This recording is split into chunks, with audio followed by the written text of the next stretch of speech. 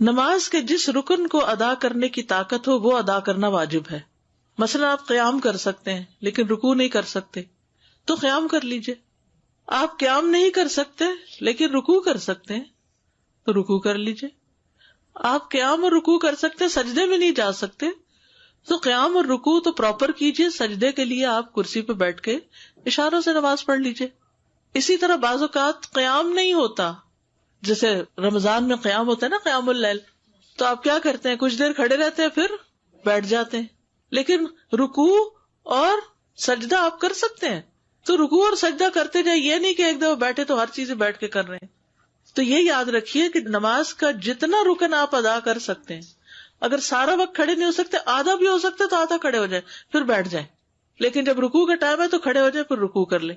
بیٹھ کر رکوع اور سجدہ کرنے کا طریقہ, ابن عمر سے مروی ہے, وہ کہتے ہیں رسول اللہ صلی اللہ علیہ وسلم اپنے ایک بیمار ساتھی کی عیادت کے لیے نکلے, میں بھی آپ کے ساتھ تھا. جب اس کے پاس پہنچے تو کیا دیکھتے کہ وہ ایک لکڑی پر نماز پڑھ رہا ہے اور سجدہ کرتے وقت اپنی پیشانی اس پر ٹیکتا ہے. آپ صلی اللہ علیہ وسلم نے اس کی طرف اشارہ کیا تو اس نے لکڑی کو پھینک دیا اور اس نے تکیہ پکڑ لیا. تو رسول اللہ صلی اللہ علیہ وسلم نے فرمایا اس کو بھی ہٹا دو, یعنی تکیے کو. اگر تم استطاعت رکھتے ہو تو زمین پہ سجدہ کرو, نہیں رکھتے تو اشارے سے پڑھو اور اپنے سجدوں کو اپنے رکوع سے زیادہ جھکاؤ. یعنی تکیے, تختے, کسی چیز پہ پڑھنے کی ضرورت نہیں, ٹیبل پہ کسی بھی چیز پہ سر رکھنے کی ضرورت نہیں. اور یہ حدیث یاد رکھیے. عبدالعزیز بن باز کہتے ہیں کہ زمین یا کرسی پر بیٹھ کر نماز ادا کرنے کے لیے واجب ہے کہ وہ سجدہ کرتے وقت اپنے رکوع سے زیادہ جھکے, بس یہ یاد رکھیے.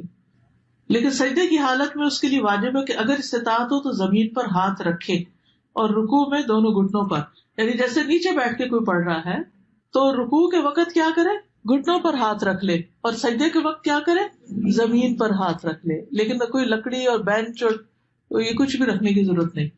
اگر زمین تک نہیں جاتا تو جہاں تک ہاتھ انگلیاں لگتی ہیں تو اتنی لگا لے تاکہ رکوع اور سجدے میں اشارے میں فرق ہو. لیکن اگر استطاعت نہ ہو تو اپنے ہاتھ گھٹنوں پر ہی رکھے, جیسا کہ نبی صلی اللہ علیہ وسلم سے ثابت ہے کہ مجھے 7 ہڈیوں پر سجدہ کرنے کا حکم دیا گیا ہے. پیشانی, اور آپ نے ناک کی طرف اشارہ کیا, دونوں ہاتھ, دونوں گھٹنے اور پاؤں کی انگلیاں. اور جو شخص ایسا کرنے سے عاجز ہو اور کرسی پر بیٹھ کر نماز ادا کرے تو اس میں کوئی حرج نہیں, یعنی زمین پہ نہیں بیٹھ سکتا تو کیا کرے, کرسی میں بیٹھ جائے.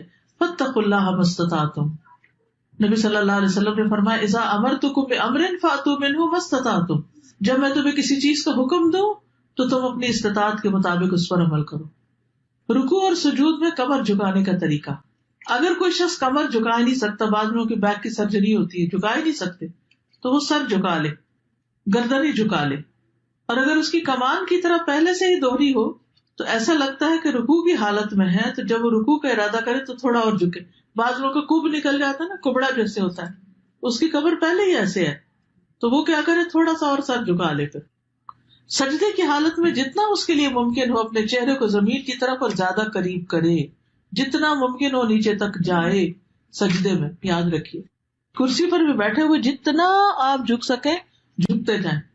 اب صف میں کرسی رکھنے کا طریقہ, کرسی کو صف میں رکھنے کے متعلق علماء نے بیان کیا کہ جو شخص بیٹھ کر نماز ادا کرتا ہے اس کے لیے اس کی پشت معتبر ہوگی, چنانچہ نہ تو وہ صف سے آگے ہو نہ پیچھے ہو. مقعد وہ حصہ ہے جس پر جسم کا انحصار ہے, یعنی کرسی اس طرح رکھے کہ لائن میں اس کے کندھے دوسروں کے ساتھ لگ رہے ہوں, پاؤں نہیں, کیا رکھے, کندھے, سر یہ برابر ہونا چاہیے. اس لیے اگر نمازی ابتدا سے اختتام تک کرسی پر بیٹھ کر نماز ادا کرے گا, یعنی اول سے آخر بیٹھا ہی ہے, جیسے بہت سے بزرگ ہوتے ہیں نا, وہ کھڑے ہی نہیں ہوتے, بیٹھا ہی بیٹھا ہے, تو وہ اپنے بیٹھنے والی جگہ کو صف کے برابر کر دے گا, یعنی یہ جگہ صف کے برابر ہو جائے گی, اور پاؤں کہاں ہوں گے, آگے نکلے ہوئے ہوں گے. اور اگر وہ کھڑا ہو کر نماز ادا کرے گا اور صرف رکوع سجدے کے وقت کرسی پر بیٹھے گا تو اس میں کھڑا ہوتے وقت صف میں برابر کھڑا ہوگا, کرسی پیچھے جائے گی, پھر کرسیاں الگ رکھی جائیں گی تاکہ وہ دوسروں کے لیے تکلیف کا باعث نہ بنے. عین بیچ میں کرسی نہیں رکھے کہ پیچھے والا کیا کرے گا, اور کرسی بھی ایسے ہے جو آگے پیچھے ہو سکتی ہو. کامن سینس ہے بالکل, اپنی پوری کوشش کے ساتھ جتنا کر سکتے ہو کر لو. نماز کے واجبات کو ادا کرنے کا قاعدہ یہ ہے کہ نمازی جس فعل کو سر انجام دینے کی طاقت رکھے اسے ادا کرنا اس پر واجب ہے، اور جس رکن کو ادا کرنے سے وہ عاجز ہو وہ ساقط ہے۔ جو کر ہی نہیں سکتے، ہم بعض اوقات ایسے تو گھٹنے اکڑ جاتے ہیں، تو آپ پوری طرح جلسہ استراحت میں پوری طرح پیچھے نہیں بیٹھ سکتے، یعنی آگے اکڑو سے ہو کے بیٹھے ہوئے ہوتے ہیں، کوئی بات نہیں، یہ نہیں کہ اٹھتے ہی دوبارہ سجدے پہ چلے گئے، نہیں، جتنا رک گئے، ٹیڑھے رکے، سیدھے رکے، جتنی استطاعت ہے، فاتقوا اللہ ما استطعتم۔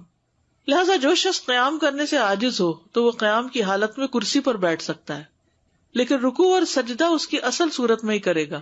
جیسے قیام سے عاجز ہے کوئی، جیسے لمبی نماز میں مثلاً، تو قیام میں کرسی پہ بیٹھ جائے، لیکن رکوع اور سجدہ اصل صورت میں کرے، یعنی پھر اٹھ کے آرام سے رکوع بھی کرے، سجدے میں بھی جائے۔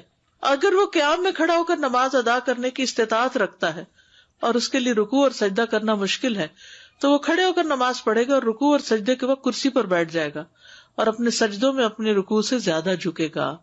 یہ نوٹ کر لیجیے، کس طرح کرسی پہ پڑھے گا؟ اپنے سجدوں میں رکوع سے زیادہ جھکے گا، یعنی بیٹھے بیٹھے ہی رکوع کرے گا کم جھک کر، اور جب سجدہ کرے گا بیٹھے بیٹھے تو زیادہ جھکے گا۔ قیام سے معذور شخص پر سجدہ اور رکوع کرنا لازم ہے۔ اگر وہ عذر کی وجہ سے قیام ترک کرے تو اس وجہ سے اس کے لیے اپنے سجدوں اور اپنے رکوع کے لیے کرسی پر بیٹھے رہنا جائز نہیں، وہ تو اٹھے اور کرے، جسے پہلے میں نے عرض کیا۔ علقمہ بن وقاص سے روایت ہے، انہوں نے کہا، میں نے عائشہ رضی اللہ تعالی عنہا سے پوچھا، جب رسول اللہ صلی اللہ علیہ وسلم بیٹھ کر 2 رکعتیں پڑھتے تو کیا کرتے تھے؟ جب بیٹھ کے نماز پڑھتے تھے تو کیا کرتے تھے؟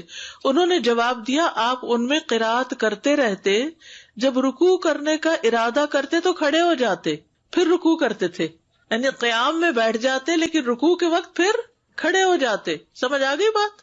اوکے۔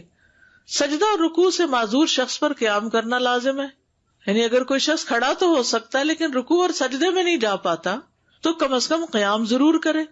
کچھ لوگ ہوتے ہیں قیام کر سکتے ہیں لیکن وضو کیا، جا کے ڈھک کرسی پہ بیٹھ گئے اور وہی سارا پڑھا۔ نہیں، اگر آپ کھڑے ہو کے کھانا پکا سکتے کچن میں تو نماز میں آ کے کیوں بیٹھ گئے؟ پھر وہ کبھی کہتے ہیں کہ ہمارے لیے بیٹھنا اٹھنا مشکل ہے، مشکل تو ہے لیکن اجر بھی ہے۔ صبح فجر کے وقت بیڈ سے بھی تو اٹھتے ہیں نا ہم۔ پھر اسی طرح یہ ہے کہ کرسی کو پکڑ کے اٹھ جائے اگر ویسے نہیں اٹھ سکتے، ویسے بھی تو نماز کے لیے ٹیک لگا کے اٹھتے ہیں نا ہاتھوں کی، ٹھیک ہے نا؟ تو فاتقوا اللہ ما استطعتم، جتنی استطاعت ہے اتنا کام کرتے جاؤ۔ اگر وہ رکوع اور سجدہ اصل صورت میں ادا کرنے سے معذور ہے تو اس وجہ سے اس کا قیام کو چھوڑنا اور حالت قیام میں کرسی پر بیٹھنا جائز نہیں۔ کچھ قیام بیٹھ کر، کچھ قیام کھڑے ہو کر کرنے کی اجازت ہے۔ حضرت عائشہ کہتی ہے کہ رسول اللہ صلی اللہ علیہ وسلم بیٹھ کر بھی نماز پڑھتے تھے، آپ بیٹھے ہوئے قرات فرماتے، جب آپ کی قرات سے اتنا حصہ بچ جاتا جتنی 30 یا 40 آیتیں ہوتی ہیں تو آپ کھڑے ہو جاتے اور کھڑے ہو کر ان کی قرات فرماتے، پھر رکوع کرتے، پھر سجدہ کرتے، پھر دوسری رکعت میں بھی ایسا ہی کرتے۔ سہارا لے کے نماز پڑھنے کی اجازت، کرسی کا سہارا یا پھر کوئی ستون کا سہارا، دیوار کا سہارا۔ رسول اللہ صلی اللہ علیہ وسلم جب بڑی عمر کے ہو گئے اور جسم کچھ بھاری ہو گیا تو اپنی جائے نماز کے پاس آپ نے ایک ستون بنا لیا، آپ اس کا سہارا لے کر نماز پڑھتے تھے۔ جو قیام نہ کر سکے وہ بیٹھ کر نماز پڑھ لے، جو قیام نہ کر سکے وہ بیٹھ کے نماز پڑھ لے۔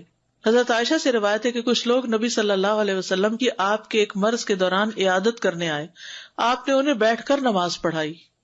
شوکانی کہتے ہیں کہ اگر کوئی شخص کسی عذر کی بنا پر قیام کی استطاعت نہ رکھے تو بیٹھ کر نماز ادا کر لے، اور جو شخص عذر کی بنا پر بیٹھنے سے بھی قاصر ہو وہ پہلو کے بل لیٹ کر نماز ادا کر لے۔ اگر ٹیک لگا کے کر سکتا تو ٹیک لگا کے کر لے۔ کچھ ایسے معذور ہو جاتے ہیں نا کہ جو بیٹھ نہیں پاتے، بزرگ ہوتے ہیں، تو ان کو ٹیک لگوا دے۔ عمران بن حسین رضی اللہ عنہ کہتے ہیں کہ مجھے بواسیر کا مرض تھا، پائلز تھے، تو میں نے نبی صلی اللہ علیہ وسلم سے نماز کے بارے میں دریافت کیا۔